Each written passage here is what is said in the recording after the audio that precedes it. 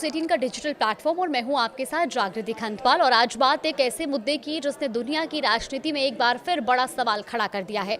और सवाल ये है कि क्या अमेरिका परमाणु नीति को लेकर अलग अलग देशों के लिए अलग अलग नियम अपना रहा है। एक तरफ अमेरिका वर्षों से ईरान पर यह आरोप लगाता रहा है कि उसका परमाणु कार्यक्रम दुनिया और खासकर मध्य पूर्व की सुरक्षा के लिए खतरा है और इसी वजह से उसने ईरान पर कड़े प्रतिबंध लगाए हैं, उसके खिलाफ अंतर्राष्ट्रीय दबाव बनाया और हाल के महीनों में दोनों देशों के बीच तनाव युद्ध जैसी स्थिति तक पहुंच गया। लेकिन अब दूसरी ओर वही अमेरिका सऊदी अरब के साथ परमाणु ऊर्जा समझौते को आगे बढ़ाने की तैयारी कर रहा है। और सबसे बड़ी बात यह है कि इस बार उस समझौते में वो सख्त सुरक्षा शर्तें शामिल नहीं हैं जिन्हें अमेरिका अब तक सबसे ज़रूरी मानता रहा है। अब ऐसे में सवाल उठना स्वाभाविक है कि क्या ये अमेरिका की रणनीति मजबूरी है या फिर उसकी परमाणु नीति में दोहरे मापदंड दिखाई दे रहे हैं। तो सबसे पहले समझते हैं कि आखिर ये नया समझौता क्या है। देखिए, रिपोर्ट्स के मुताबिक अमेरिका सऊदी अरब के साथ 123 एग्रीमेंट नाम का एक परमाणु सहयोग समझौता करना चाहता है। ये समझौता अमेरिका के एटॉमिक एनर्जी एक्ट 1954 की धारा 123 के तहत होता है और इसके जरिए अमेरिका किसी दूसरे देश को सिविल न्यूक्लियर यानी कि बिजली उत्पादन के लिए परमाणु तकनीक, ईंधन और तकनीकी सहायता दे सकता है। दुनिया के कई देशों के साथ अमेरिका ऐसे समझौते कर चुका है, लेकिन अब तक लगभग हर समझौते में एक बेहद अहम शर्त होती थी जिसे गोल्ड स्टैंडर्ड कहा जाता था। अब सवाल है कि गोल्ड स्टैंडर्ड आखिर है क्या। देखिए, आसान भाषा में समझें तो इसका मतलब है कि जिस देश के साथ अमेरिका परमाणु समझौता करेगा वो यूरेनियम संवर्धन यानी कि यूरेनियम को हथियार बनाने लायक स्तर तक समृद्ध करने और इस्तेमाल किए गए परमाणु ईंधन को रीप्रोसेसिंग जैसी गतिविधियों पर रोक स्वीकार करेगा। इसके अलावा उस देश को अंतर्राष्ट्रीय परमाणु ऊर्जा एजेंसी यानी कि IAEA की कड़ी निगरानी भी स्वीकार करनी होती है और यही शर्त अमेरिका सालों से ईरान के सामने भी रखता है। उसका कहना रहा है कि अगर किसी देश को यूरेनियम संवर्धन की खुली छूट मिल गई तो भविष्य में वही तकनीक परमाणु हथियार बनाने के काम भी आ सकती है। लेकिन इस बार मामला अलग है। रॉयटर्स की रिपोर्ट के अनुसार अमेरिका जो समझौता सऊदी अरब के साथ करने जा रहा है उसमें ये गोल्ड स्टैंडर्ड शामिल नहीं है, यानी कि सऊदी अरब पर यूरेनियम संवर्धन और परमाणु ईंधन की रीप्रोसेसिंग को लेकर पहले जैसी स्पष्ट रोक नहीं होगी।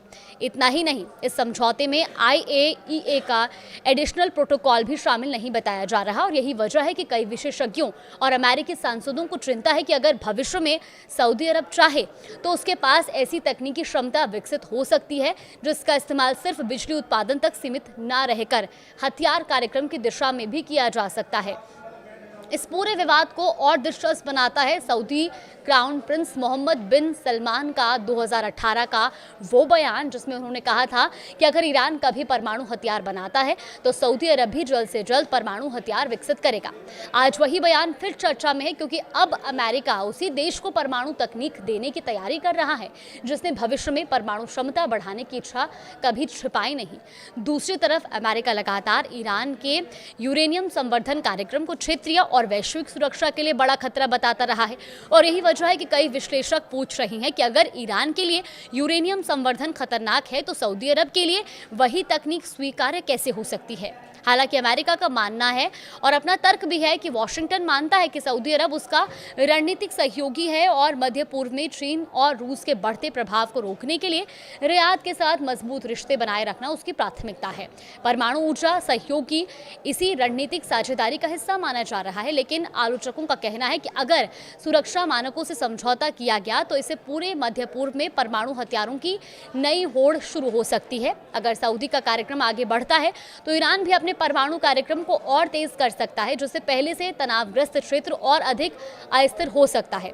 अब इस समझौते पर अमेरिका के भीतर भी सवाल उठ रहे हैं। खबरों के मुताबिक इसे जल्दी अमेरिकी कांग्रेस में पेश किया जा सकता है, लेकिन कई डेमोक्रेट सांसदों के साथ साथ कुछ रिपब्लिकन नेता भी चाहते हैं कि सऊदी अरब के साथ किसी भी परमाणु समझौते में कड़े सुरक्षा प्रावधान अनिवार्य हों। दिलचस्प बात यह है कि मौजूदा अमेरिकी विदेश मंत्री मार्को रूबियो भी सीनेटर रहते हुए ऐसी सख्त शर्तों का समर्थन कर चुके हैं। तो कुल मिलाकर ये मामला सिर्फ परमाणु ऊर्जा का नहीं बल्कि वैश्विक राजनीति, रणनीतिक साझेदारी और सुरक्षा नीति का भी है।